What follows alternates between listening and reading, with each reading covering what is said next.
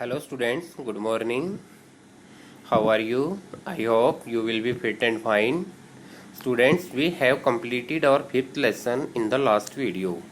And today we will start our lesson 6th, Judiciary.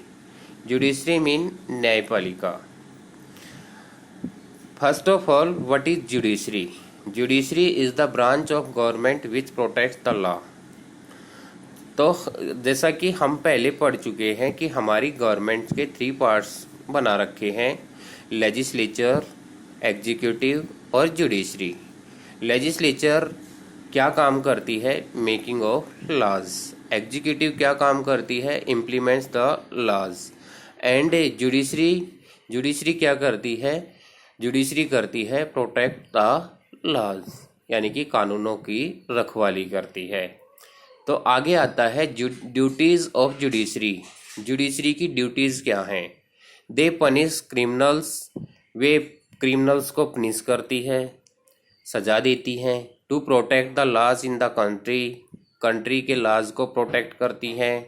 To maintain peace and security in the country, country में peace and security को maintain करती हैं। To protect the right of the citizen, नागरिकों के अधिकार की रक्षा करती है। To control the government, government को कंट्रोल करती है। To give advices needed for the country, और कंट्री को जो एडवाइस की ज़रूरत होती है उसको क्या करती है?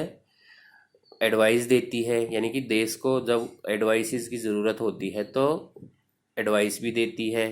Judiciary is also known as guardian of constitution, judiciary को कॉन्स्टिट्यूशन के संरक्षक के रूप में जाना जाता है, गार्जियन के रूप में जाना जाता है। Why do we need an independent judiciary, हमें एक इंडिपेंडेंट जुडिशरी की आवश्यकता क्यों होती है? In any society there will be conflict between individual and government and there will be conflict between individuals. किसी भी सोसाइटी में कॉन्फ्लिक्ट होते हैं इंडिविजुअल्स के भी और गवर्नमेंट के भी, and there will be conflict between individuals. लेकिन यहाँ पर इंडिविजुअल्स के झगड़े होते हैं। Due to solve all these conflicts independent judiciary is needed. तो इस तरह की हालात को देखते हुए एक इंडिपेंडेंट जुडिशरी की आवश्यकता होती है। इस तरह के झगड़ों को देखते हुए क्या होती है? जुडिशरी की आवश्यकता होती है। नेक्स्ट क्वेश्चन बनता है, what is independent judiciary? Independent judiciary होता क्या है? Indian judiciary have more responsibility towards executive and legislative. Indian judiciary की बहुत सारी रिस्पॉन्सिबिलिटी होती है एग्जीक्यूटिव को लेकर के, लेजिस्लेटिव को लेकर के। Judiciary is also responsible towards constitution. Judiciary क्या होती है? रिस्पॉन्सिबल होती है किसके लिए? कॉन्स्टिट्यूशन के लिए, डेमोक्रेसी के लिए। People and should not cheat them, और वह इनके साथ कोई धोखा नहीं कर सकती। How is independent judiciary protected, कि इंडिपेंडेंट जुडिशरी को कैसे बनाए रखा जा सकता है? अपॉइंटमेंट, जजेस of supreme court and high court are appointed by the president.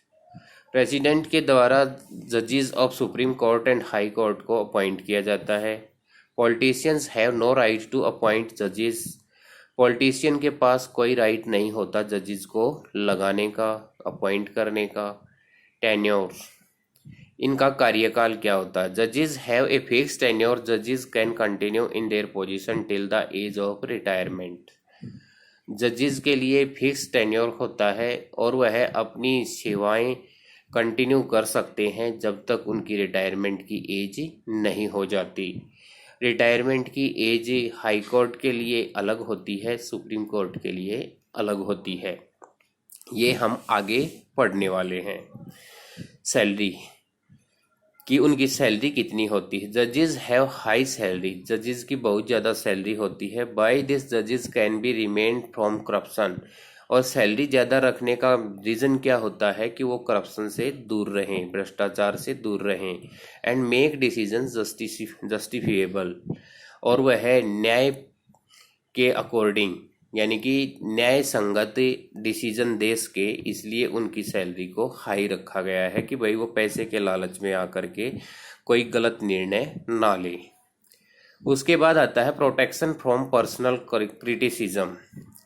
तो पर्सनल क्रिटिसिज्म से प्रोटेक्शन कैसे की जाती है? जजेस आर प्रोटेक्टेड फ्रॉम क्रिटिसिज्म।